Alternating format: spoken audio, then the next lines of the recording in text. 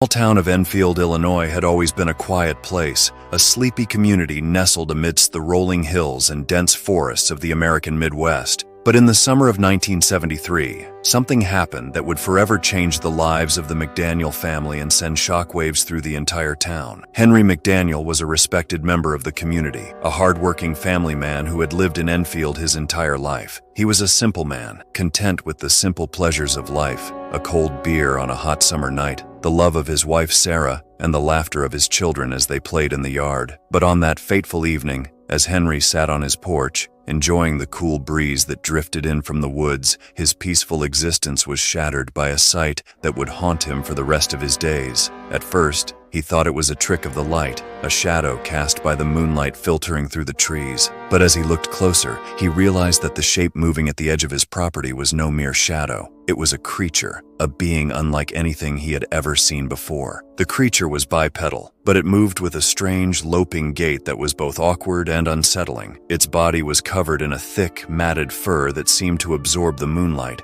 making it appear as a dark, shifting mass in the darkness. But it was the creature's face that truly struck terror into Henry's heart. It was vaguely humanoid, but with features that were twisted and distorted in ways that defied description. Its eyes glowed a bright, sickly pink, like two hot coals burning in the depths of its skull. And when it opened its mouth, Henry saw rows of jagged, needle-like teeth that glistened with saliva. Henry's mind reeled as he tried to process what he was seeing. He had heard stories of strange creatures lurking in the woods around Enfield, but he had always dismissed them as mere folklore, tales told by bored farmers and mischievous children. But now, as he stared into the face of the beast before him, he knew that those stories had been true all along. The creature took a step forward, its movements jerky and unnatural, like a marionette being controlled by an unseen puppeteer. Henry's heart pounded in his chest as he realized that the beast was coming towards him, its intentions unclear but undoubtedly malevolent. He wanted to run, to flee back into the safety of his home and lock the doors behind him, but his legs refused to move, as if they had been turned to stone by the creature's unearthly gaze. He could only watch, transfixed, as the beast drew closer and closer, its hot, fetid breath washing over him like a wave of pure terror. Suddenly, the creature let out a sound that would forever be etched into Henry's memory. It was a guttural, inhuman screech that seemed to pierce the very fabric of reality, a sound that was both ear-splitting and soul-rending at the same time. The sound echoed through the night, bouncing off the trees and reverberating through the McDaniel home, shaking the windows and rattling the dishes in the cupboards. Henry's wife Sarah came rushing out onto the porch, her face pale with fear. She had heard the sound too, and the look in her eyes told Henry that she knew something was terribly wrong. "What was that?" she asked, her voice trembling with barely contained panic. Henry could only shake his head, unable to find the words to describe the horror that he had just witnessed. How could he explain to his wife that he had just come face to face with a monster, a creature that defied all logic and reason? How could he make her understand the sheer, mind-numbing terror that had gripped him in that moment? The feeling that he had just brushed up against something that was not of this world. Over the next few weeks, the sightings continued. The creature would appear at the edge of the McDaniel property, always at night, always with those glowing pink eyes that seemed to bore into the very depths of the soul. Henry and Sarah tried to rationalize what they were seeing, telling themselves that it must be some sort of wild animal, a freak of nature that had wandered into their lives. But deep down, they knew that this was no ordinary creature. There was something otherworldly about it, something that defied explanation. It moved with a strange, jerky gait, as if it were not fully in control of its own body, and its eyes, those terrible, glowing eyes, seemed to hold a malevolent intelligence that was far beyond the understanding of any mere animal. The McDaniels weren't the only ones who had seen the creature. Other residents of Enfield began to come forward with their own stories, tales of a strange, three-legged beast that lurked in the shadows of the woods. Some claimed to have heard its unearthly screech echoing through the night, a sound that sent shivers down the spine and made the hair stand up on the back of the neck. But despite the growing number of sightings, the local authorities remained skeptical. They dismissed the stories as the product of overactive imaginations, or perhaps even a hoax perpetrated by bored teenagers looking for a thrill. They refused to investigate further, leaving the residents of Enfield to fend for themselves against the terror that had invaded their lives. For Henry McDaniel, the final straw came late one night as he lay in bed beside his wife, trying desperately to fall asleep. He could hear the creature moving outside,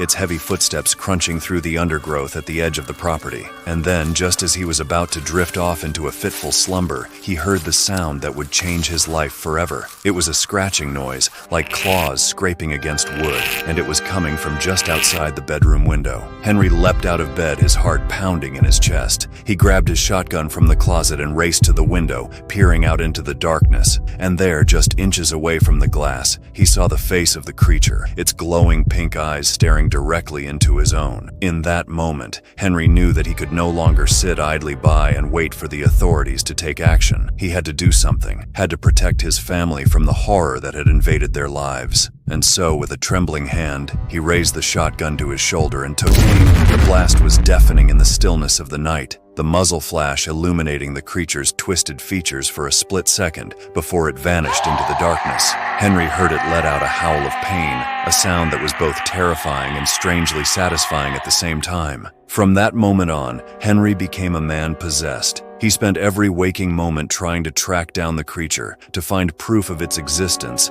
and bring it to the attention of the world. He set up traps and cameras around the property, spent long hours in the woods searching for any sign of the beast, but despite his best efforts, the creature remained elusive. It would appear and disappear seemingly at will, leaving behind only the faintest traces of its presence. A tuft of matted fur caught on a branch, a strange footprint in the mud, the lingering scent of something that was not quite animal, but not quite human either. As the years passed, the sightings of the Enfield Monster became less frequent. Some say that Henry's shotgun blast had wounded the creature, driving it back into the shadows from whence it came. Others whispered that the beast had simply grown bored of tormenting the town and had moved on to other, more fertile hunting grounds. But for Henry McDaniel and his family, the scars left by their encounter with the creature would never fully heal. They were forever changed by what they had seen, their minds haunted by the memory of those glowing pink eyes and the sound of that terrible, inhuman scream. Even now, decades later, the legend of the Enfield Monster persists. Some say that the creature still roams the woods around the town, waiting for its next victim. They say that on quiet nights, when the moon is full and the air is still, you can hear its haunting cry echoing through the trees, a warning to all who dare to venture into its domain. And for those who have seen the creature with their own eyes, who have felt the icy touch of its gaze upon their souls, there is no denying the truth. The Enfield Monster is real, and it is out there, waiting in the shadows, ready to strike fear into the hearts of all who cross its path. So if you find yourself in Enfield, Illinois, and you hear a strange noise in the night, a sound that seems to come from another world, beware. For you may just come face to face with the Enfield Monster, a being of pure nightmare fuel that will forever haunt your dreams. And once you've seen it, you'll never be the same again, forever changed by the knowledge that there are things in this world that defy all explanation, horrors that we can never truly comprehend. It is a legend that will never die, a reminder of the darkness that lurks just beyond the edge of our understanding, the horrors that we can never truly escape. Subscribe for more like this if you dare.